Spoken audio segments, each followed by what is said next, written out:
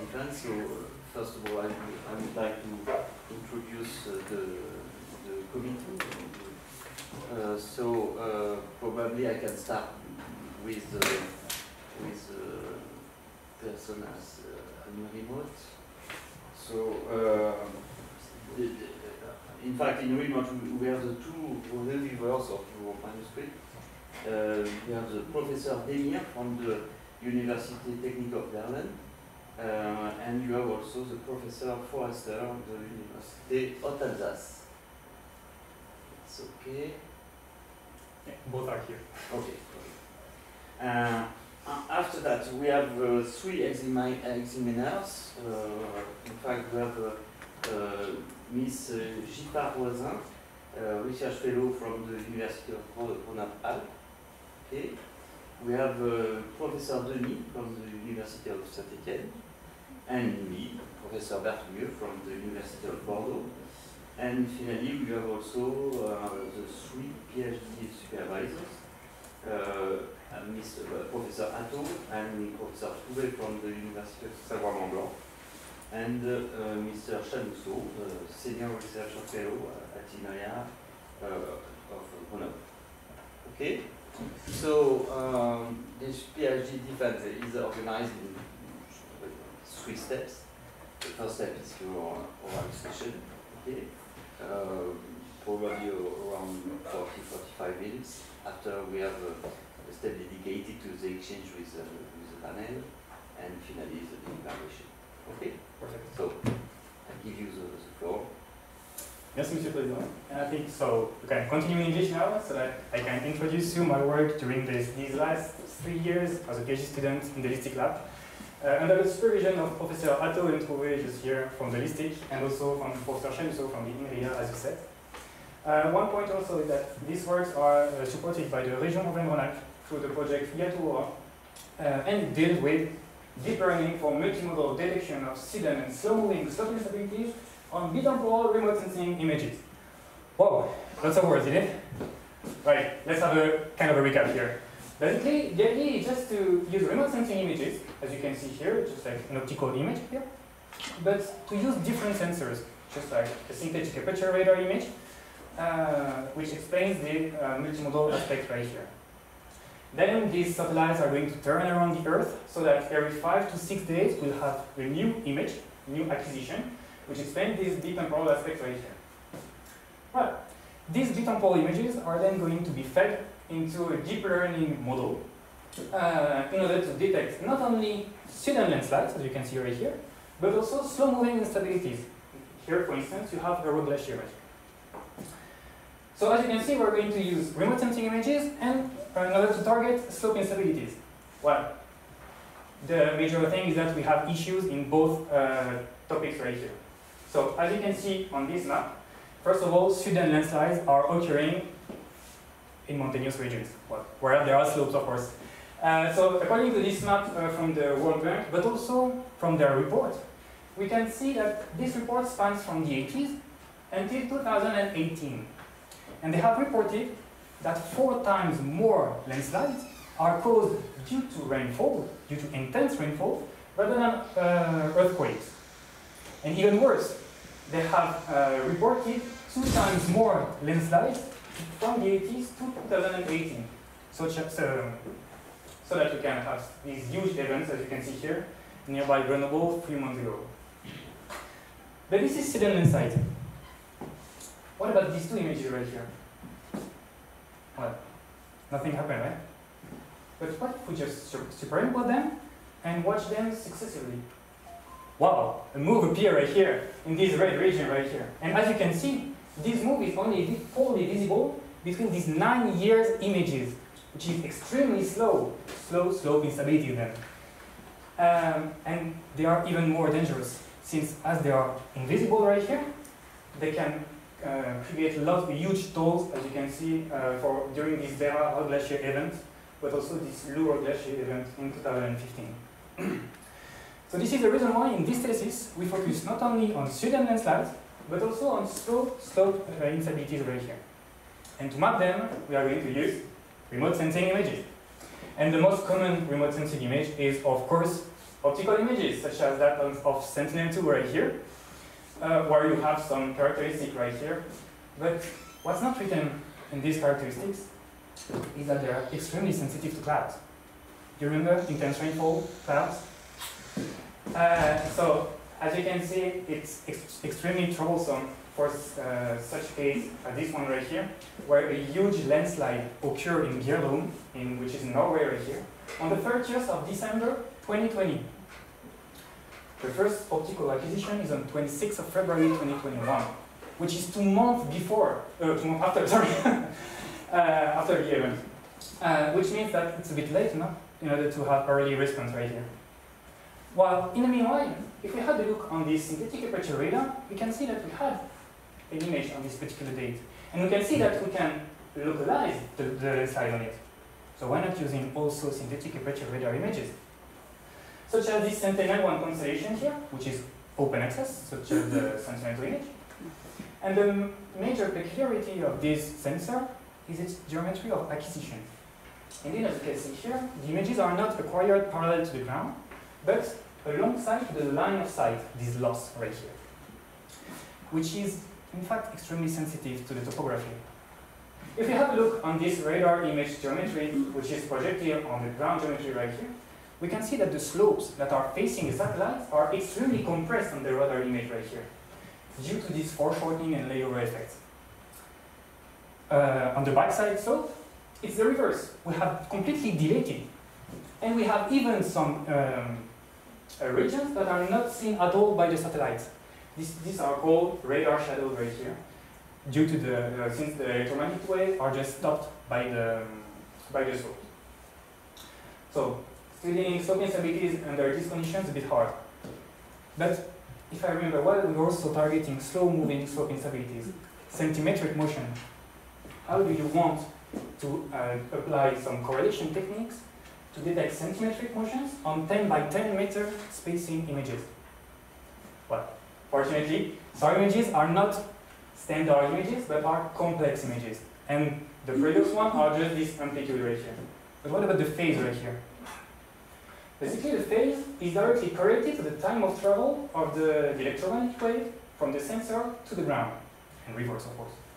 And if we take two of them, successive passes, something interesting can happen right here.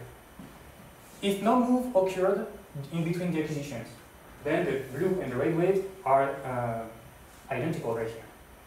But if a centimetric motion appears in between these two acquisitions, you can see that the phase difference is created between the blue and the red wave right here, which is directly characteristic of this centimetric motion. So let's make it appear on our equation right here. How to do so?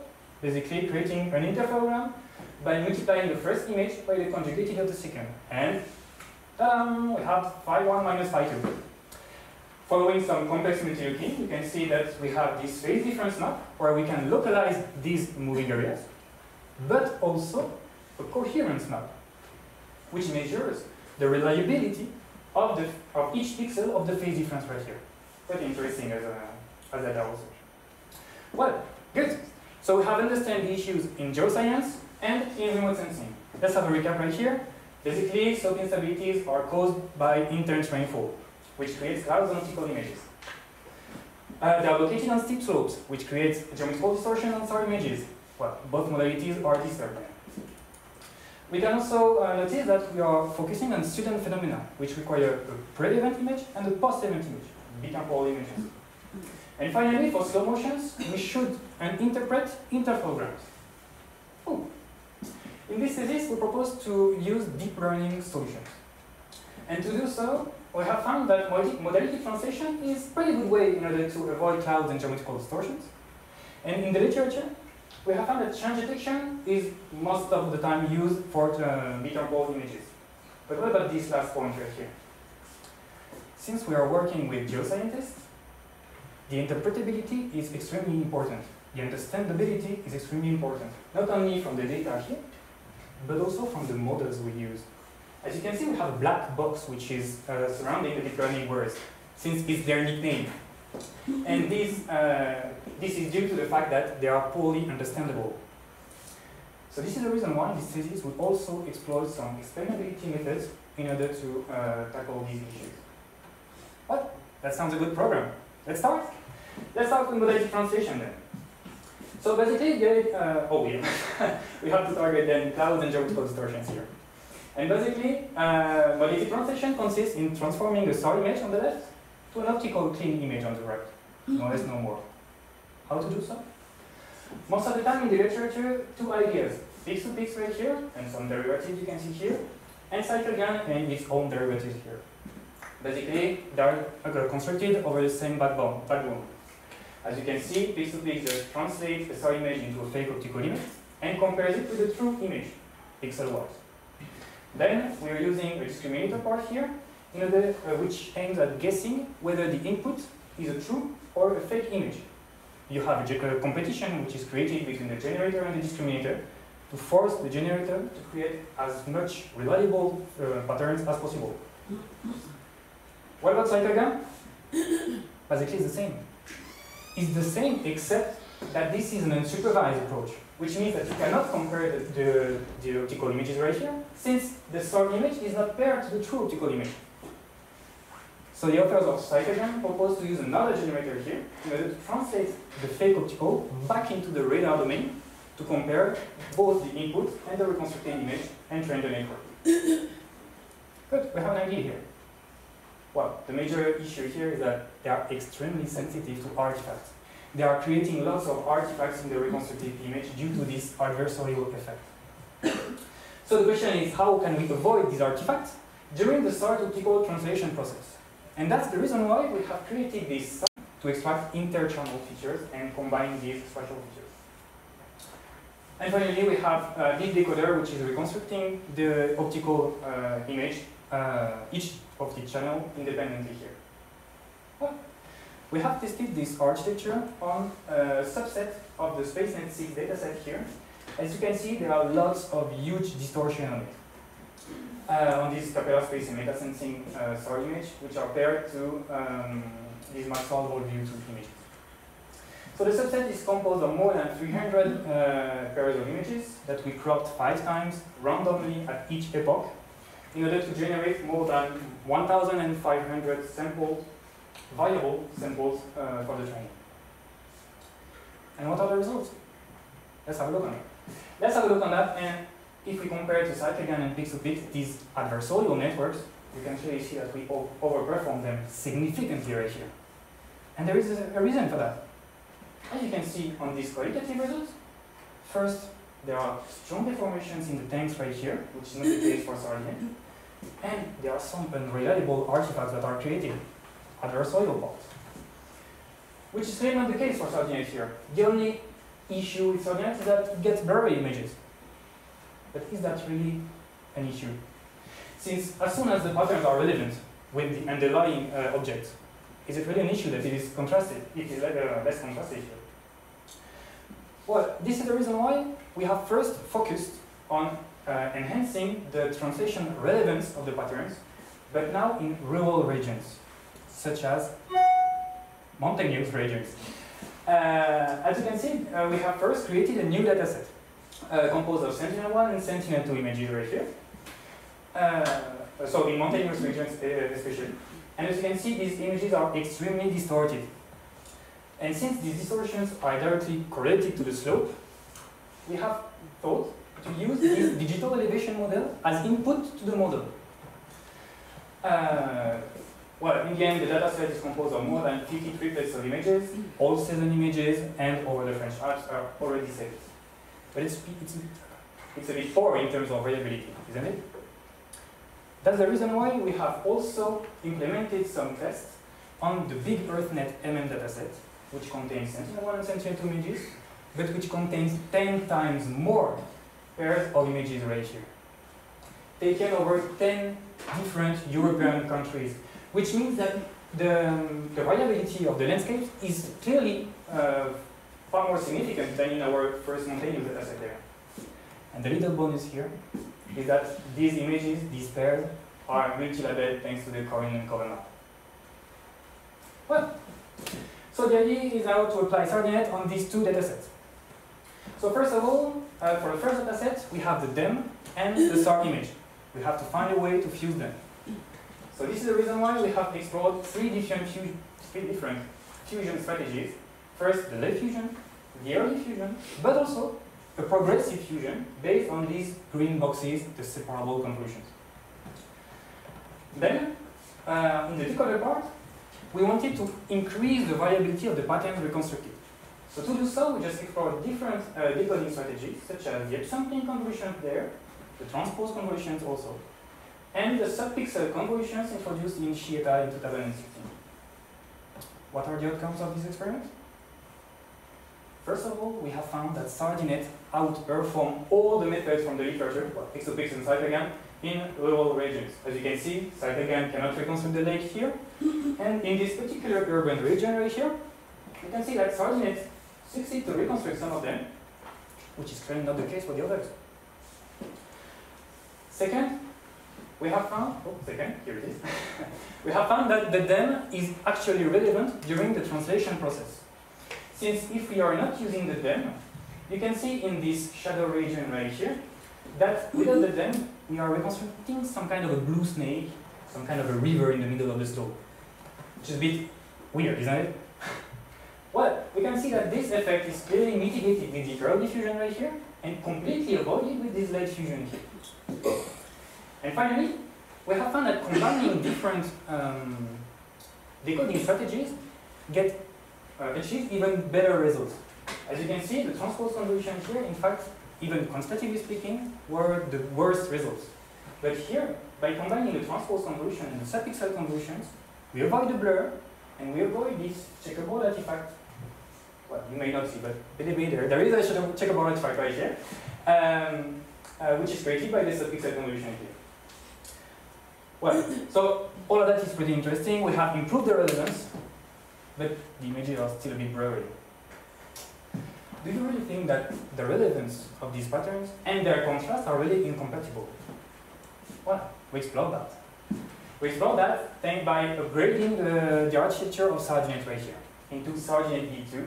As you can see, it's based on SARDINET with kernel balancing here between the encoder and the decoder. They have the same kernel depending on the resolution. An additional residual latent space, and especially these skip connections that are introduced between the encoder to transfer the high resolution features from the encoder directly to the decoder. Finally, we have also merged the branches with a learned convolution. Well, that was the first, but we have two different other experiments. An adversarial SARDINET with a discriminator here, and also some post-translation deblurring, very standard image processing deblurring, such as the Laplace and the linear filter. Well, all of them were pretty interesting in terms of results, but what we merged them through into a new translation deblurring framework, trade framework. The idea is pretty simple things. We are going to train SARDINET V2 to translate the image from the SAR domain to the optical one. And then we infer this dataset to create this blur dataset, which is, after that, just used to train a pix-to-pix adversarial network for the deblurring steps. Not for the translation step, but for the deblurring here, which is far easier in order to get here our final translation. Let's have a look on the results. Let's go. As you can see first, SARDINET V2 clearly overperformed the networks from the literature.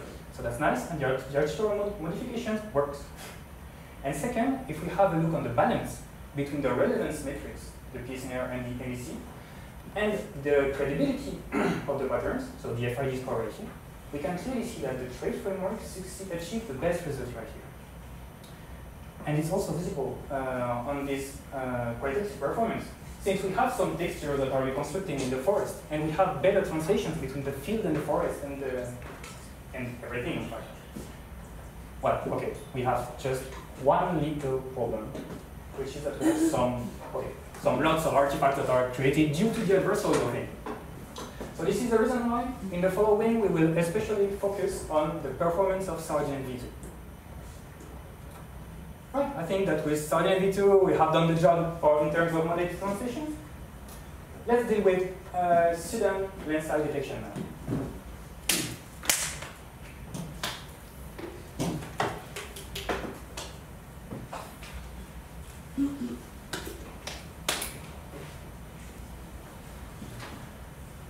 Well, as I already said, in order to study sudden landslides, the objective is to study multi-temporal images, B-temporal images in our case. And this is the reason why we will focus only on change detection methods. And basically, the change detection is extremely similar to a segmentation. Since you have this pre-event image, this post-event image right here, with new landslides, and the segmentation will just segment all the landslides on the images, right? Even those that are already present on the pre-event image. The change detection will only focus on the new landslides that appear in between these two acquisitions. And to do so, they are mostly based over a Siamese network here. Well, an encoder, decoder, very standard here. But the idea is just to take this pre-event image and to pass it into the encoder to extract pre-event features. Similarly, we will pass this post-event image into the same encoder separately from the pre-event image in order to extract some post-event features right here. Then, the decoder will be fed with the difference between the features of the pre-event and the post-event image in order to generate this, in order to predict the changes which occurred in between the two images based on the feature difference and not on the image difference. The major issue with that is that you require a huge similarity between the pre-event and the post-event image so that the encoder can extract the same kind of features between these two images. So, do you think that the translation we obtain with SARDINET V2 are similar enough to pre-event optical images? Let's test it. Let's test it thanks to this new IT dataset you can see here, which is of course created over IT. And just following the 2021 earthquake which caused thousands of landslides on the island. And basically you have some samples right here on this image and that we collected, in fact, Sentinel-2 images before and after the event. And we just mapped them with the NASA polygon right here. And of course, in order to avoid these cloudy issues right here, so we cannot see these ones, we have also collected some Sentinel-1 images before and after the event. The final dataset contains a total of 1,000, well, more than 1,700 samples here. Well, let's test that. And let's consider that we are in a situation where we have this pre-event optical image which is available, no problem with that, and that we only have this post-event SAR image available, no post-event optical image. Everything's cloudy. So the idea first is to translate these SAR images into optical images thanks to SARDINET V2. And then basically pair these translations with the pre-event optical image in order to detect the lens size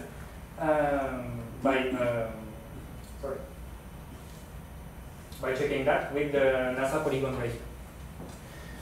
Well, the idea here is to use a unit-like change detection network. But how can we fuse the two first images, the post-event image and the pre-event ones? We have tried the early fusion, the late fusion, so with an additional encoder here, but also, of course, the Siamese network that we wanted to test just at the beginning. And what are the performance of the IT dataset? Basically, the Siamese network right here converged directly to a zero map, which means that the translations of SARDINET V2 are not similar enough to the pre-event optical image to extract the same features. And basically, this is also impacting the performance of the early and late fusions, since we have worse performance than in the SAR-SAR change detection. From a qualitative point of view, it's even worse. As you can see, the segmentation map is completely over-segmented here. And on this localization map, we cannot deduce nothing from that. I mean, we cannot identify any of these lens size right here. So the idea now is to find a way to make these translations more in line with what is expected on an optical pre-event image. To do so, we propose to use the lens cover information. And how can we include this information in the translation process? Well, the idea here is to create a new translation classification loss. Most of the time, the translation process. Oh, sorry. Excuse me. Sorry. Most of the time, then the translation process just consists in comparing the true optical image with the translated one, thanks to this MAE score, the mean absolute error. We also propose to use this SSIM score in order to better transfer the structural properties of the SAR image directly into the optical image reconstructed here. So that's the first one. What about the classification? We propose here to train a ResNet 50 classifier in order to predict the length cover map of true optical images, true ones. And then we will apply this ResNet 50 classifier directly on the translated optical image right here in order to use its prediction only for updating the translator backbone weight, not that of the ResNet 50, which is completely frozen here. So in this way, the backbone translator is forced to create patterns that are in line with what is expected by the ResNet 50 classifier. But what if we do not have this full average right here? What if we do not have this full supervision? Basically, we can still use this ResNet 50 classifier, but directly on the true optical image over there. Since it is extracting some features that are directly characteristic of the lens cover, we can just compare the features extracted by the ResNet 50 in order to create this new feature loss and then train the backbone translator right there. And here is the new translation classification loss. And this one has been tested on 10 different architectures. First of all, Pix2Pix and CycleGAN, of course I would say. But also GCGAN, SRN, ALCGAN, CFRWGAN, LGGAN, here we are, StegoGAN, Sardinet, and Sardinet D2. The key point in this experiment is that all these GAN networks has been disabled. We do not want adversarial artifacts on our reconstructions. So typically for Pix2Pix, we just avoid this connection right here, and then avoid the adversarial loss at all. To focus only on the generator performance here. And what are the performance? Well, they are pretty good. They are pretty good. Since we can see that the accuracy is significantly increased right here, but also the relevance metrics have been enhanced, and the credibility is improved also. Everything's fine. Let's have a look on the qualitative results just to check that. Well, where is the village? Without the TCL, we cannot see the village on these reconstructions. While if you apply the TCL, you can even count the number of buildings of the village in certain images.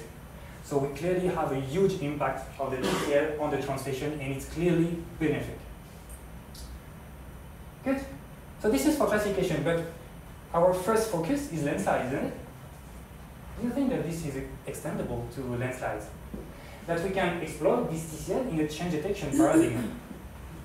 For instance, do you think that if we replace this ResNet 50 classifier by a change detection network, and if we compare the predictions here with the NASA polygons, and if we compare the features extracted by the encoder here, what can be the results? Let's check. Well, hard to say, since we are still not improving the performance of the SAR change detection. But an important thing is that we improved all the performance of the previous optical translation change detection. So since these experiments are early experiments, this is extremely encouraging for the future of the TCDL, for translation change detection. From a qualitative point of view, you can see that the segmentation map is still the same, completely over-segmented. But if you focus on the localization map right here, you can see that we have three main regions right there, which correspond, in fact, to true lens size in the NASA polygons. So it's clearly, I'm repeating myself, but it's clearly promising and encouraging for the future. Right, here we are with the change detection part. So this was for student phenomena. What about slow-moving areas? What about slow-moving instability detection now? As I said, we will focus on explainability, explaining deep learning networks. how can you expect something from some models? How can you interpret the behavior of a model if you do not understand the data you're using? If you don't know what you expect from the data?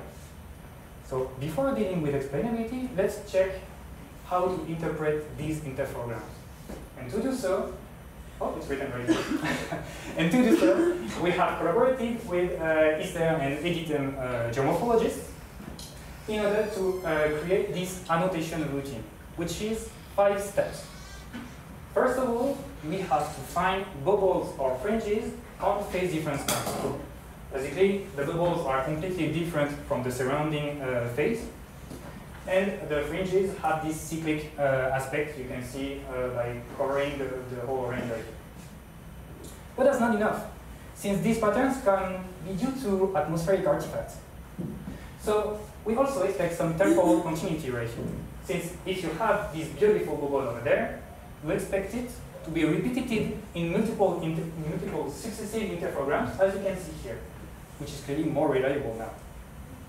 And pretty similarly, if you have a bubble on a 6-day interphogram, you expect it to belong to a 12-day interphogram and to an 18-day interphogram, which means ensuring this baseline consistency right here. This is the third criterion.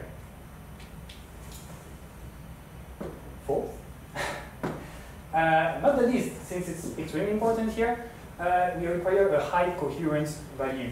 Since, as you can see on this phase difference map, we have 2 sort of bubble patterns in the green and the red boxes right there.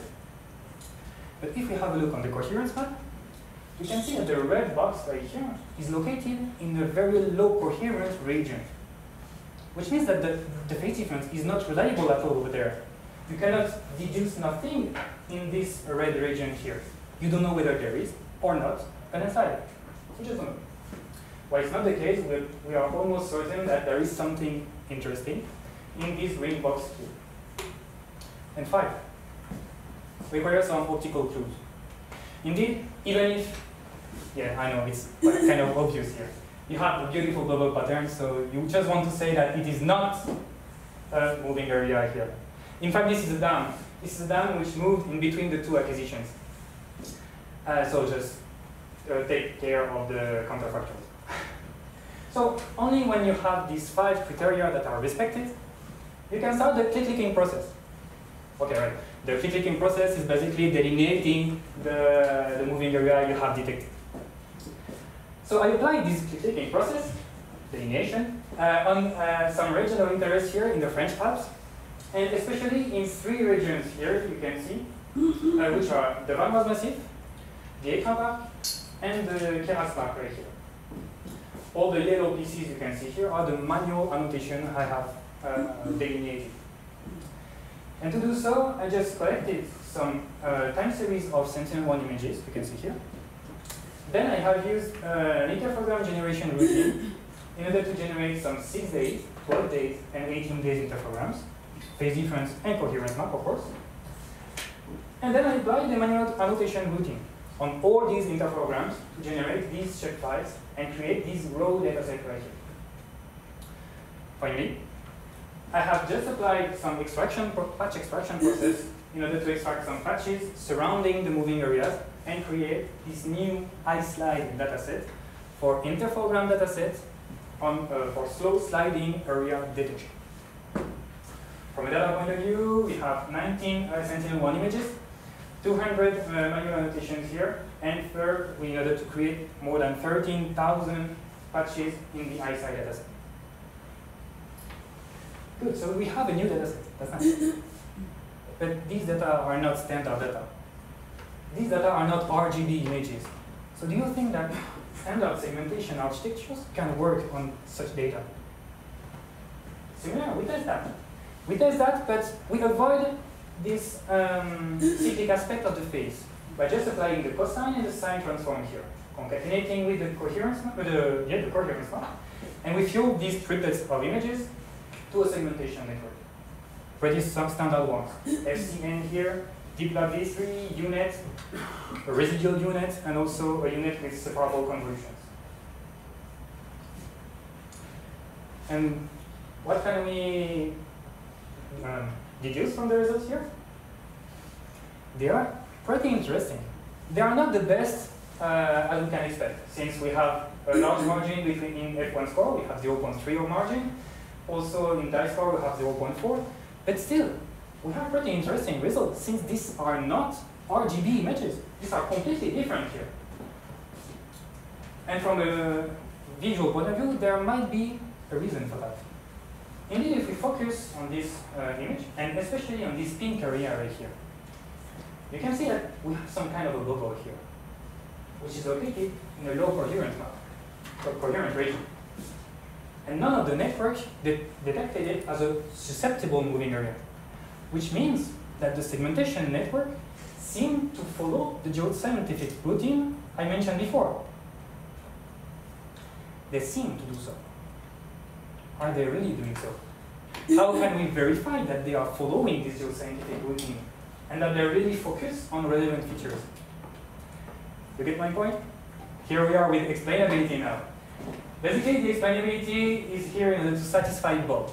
Bob is our geoscientist end user and just wondering, is there a slope instability on this image, on this interferogram?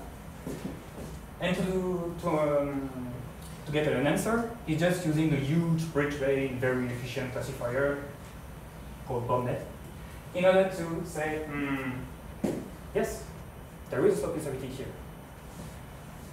But Bob is a geoscientist. He's demanding of explanation. So why is there a slope instability here? And here is the explanation of BobNet. Basically, the third kernel of the second layer gets an activation of 1705. And the second kernel of the fifth layer of the second branch is an activation of 2.803, etc., etc., until saying that it is obvious that there is an instability right here. Well, to me, it's not obvious. And it seems that I'm not alone, since lots of methods from the literature explore the explainability of these standard classifier architectures. And one of the main ones is the class activation maps. Since they are extremely easy to implement, the idea is just to extract some features right here from the network and to linearly combine them in order to generate a head map which just highlights the regions of the input which support the decision of the network. The question is just, how do you want to calculate these alphas right here? Well, Bob has a choice, I think, actually. Since gradient backpropagation exists, input masking, feature ablation, complementary network, even the discrete Fourier transform. So many possibilities. Wow, nice. But we have to be careful, since depending on the layer we are using, depending on the network we are using, depending on the class of interest we target, depending on the input even, the cams can be completely irrelevant.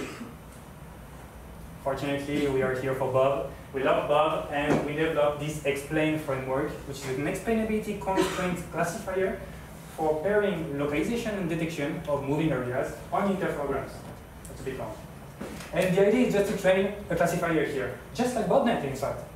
Train a classifier to say whether there is or not a lens type or a moving area, let's say, on the input interferogram. Then we just selected some layer here and generate a multi-layer cam. So we use the grad cam, the score cam, non-grad, but also, which one? Layer cam here. And contrary to standard methods, we do not generate the cam after training the network, but during the training of the network. By comparing this localization here provided by the cam with the true segmentation map, we force the network to focus on the areas of interest that we expect it to find. The network is basically trying to be explainable, trying to explain itself. But is it really working? From a quantitative point of view, it seems it works extremely well. Since you can see that all the metrics right here, when we are applying this explain framework, are better than applying the cam after the training. And even if we compare the performance of the explain framework with segmentation network, which are trained for segmentation, it's not the case for explain framework, you can see that we are extremely competitive right here. Maybe not in terms of MAE here, but there might be an explanation with that later. But for all the other metrics, we have really interesting result and competitive result. And from a video point of view, it's even better. Since if we compare the use of the explain framework or the use of the a posteriori CAM, well, you can see that the standard CAM cannot localize the obvious bubble that you can see over there. We have just some random thing over there. While in the explain framework, we can localize them pretty accurately right here. If we compare to segmentation now, well, we can see that the segmentation network are less blurry than the explain framework, which explain the issue with the MAE score. But especially, we can see that the segmentation network especially focus on the main slope instability on the image, on the biggest one right here. But what about this smallest one right here? Except ResNet, they are not able to detect them. While with the explain framework, we can see that the dark cam and the layer the scope cam here succeed to find these two smallest areas here. So basically, we have a better recall than the segmentation network. And we are lighter, and we are explainable. Well, three benefits. Well, I think that Bob can be happy. We have done the job here. Now that the program ends, I think it's time for conclusion now. In a few words, what have we done here? First of all, we have developed a new modality translator, Sardinet here, explore different fusion strategies and decoding strategies to improve the relevance of the patterns, but also implemented an upgraded version, Sardinet V2 right here, and a trade framework, translation deburring framework, in order to improve the contrast of the reconstructed translations. Second, we have used the classification, not just for evaluation, but during the training to evaluate the quality of the translation and force the backbone translator to update itself. To update itself with what is expected in the resonancy classifier. We applied that to 10 different architectures, and all of them worked, even Sardinet.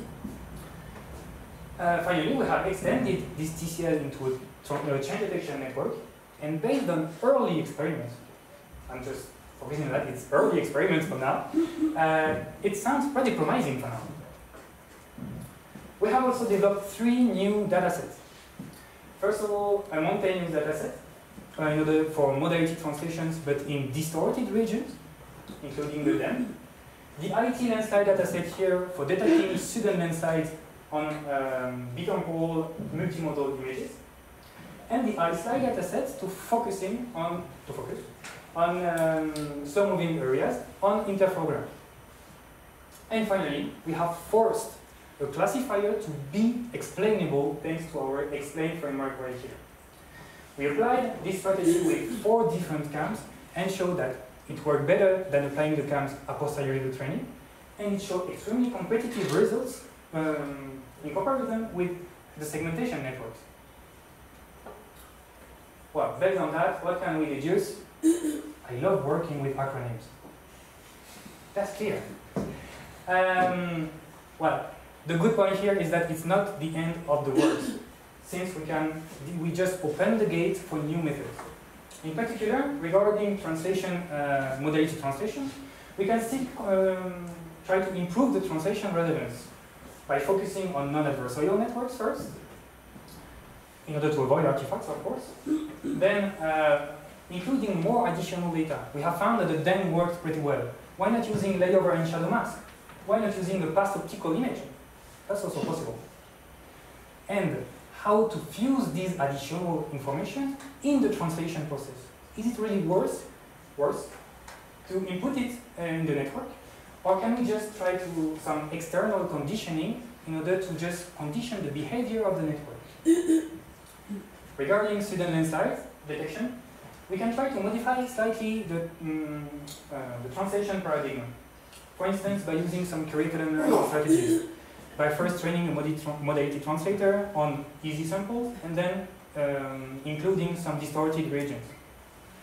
We can also try to apply these hallucination networks, which will not translate the SAR image into an optical image, but the SAR image into optical features, which is far easier since the latent space is smaller than the true optical image.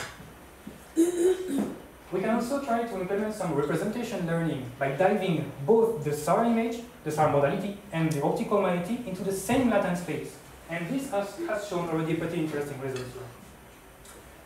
Finally, regarding slow-moving detection, slow-moving detection, we can try to mimic even better the geoscientific routine by using some multi-temporal interferogram, even an optical image, in fact, in order to have optical clues. But why not also trying to predict some physical parameters, such as the velocity of the moving area, such as the acceleration in time of the moving area?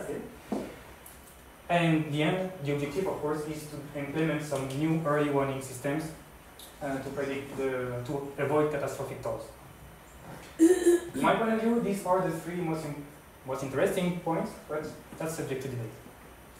I thank you very much for your attention. And before just passing the question, I let you with the related reference of this work. And now I'm just open to you. Thank you very much.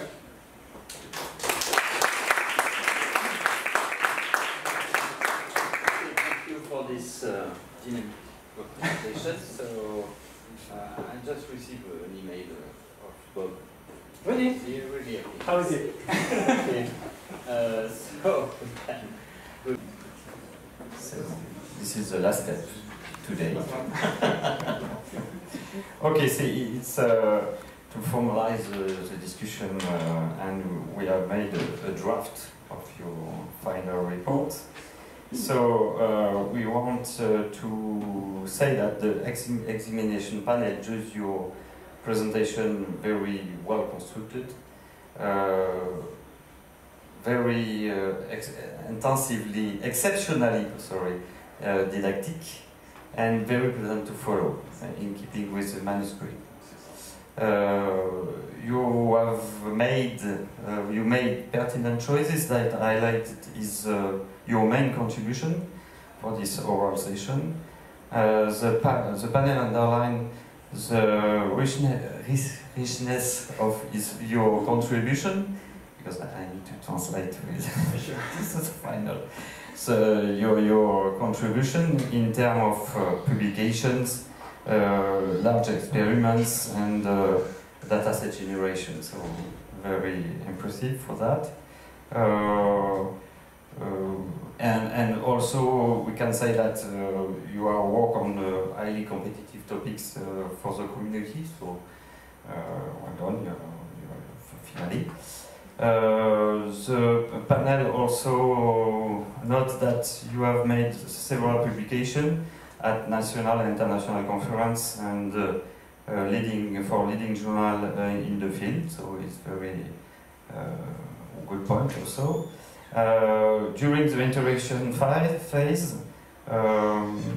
we have shown that you make a presentation, you make answer to the large number of questions, very motivated and deeply scientific, and your work open on many perspectives for the future research. So congratulations for that, and finally we are agreed to propose you for the title of doctor of the University of Savoie Mont Blanc. Yes. Okay, congratulations. Thank you very much.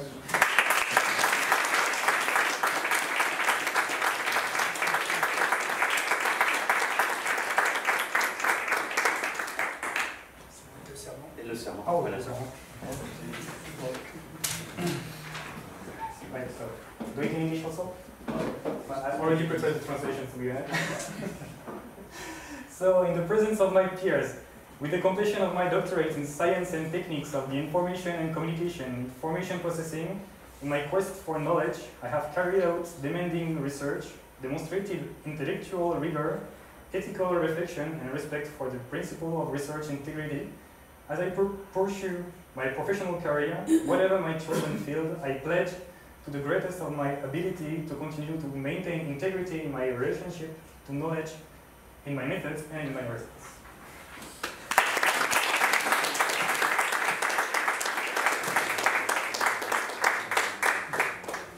Well, I won't mainly to thanks a lot, both the reporters, the reviewers, and also the examinators here on site.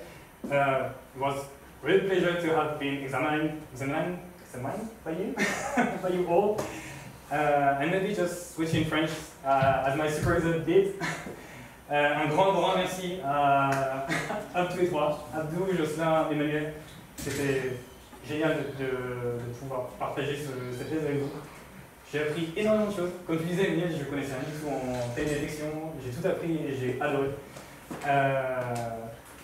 Voilà, merci à tous. Je me souviens de toutes les conversations qu'on a eues avec Abdou. C'était, je crois qu'on un peu plus, puis on pouvait dormir au labo sans problème. Je me souviens d'une conversation à 4 du coup sur la classipigmentation, c'était aussi quelque chose. Ouais. Donc beaucoup de souvenirs holistiques grâce à vous, mais aussi grâce à tous les doctorants qui sont présents ici, tous les anciens chercheurs, les professeurs aussi. Merci, un grand merci à tous. Mention spéciale pour mes parents quand même, parce qu'ils sont quand même là, malgré que les vendanges se soient terminées juste dimanche. Donc merci beaucoup pour le soutien et pour être venu malgré les présentations en anglais. Et voilà, un grand merci à tous. Et je sais même pas quoi dire tellement je suis... Voilà, merci beaucoup.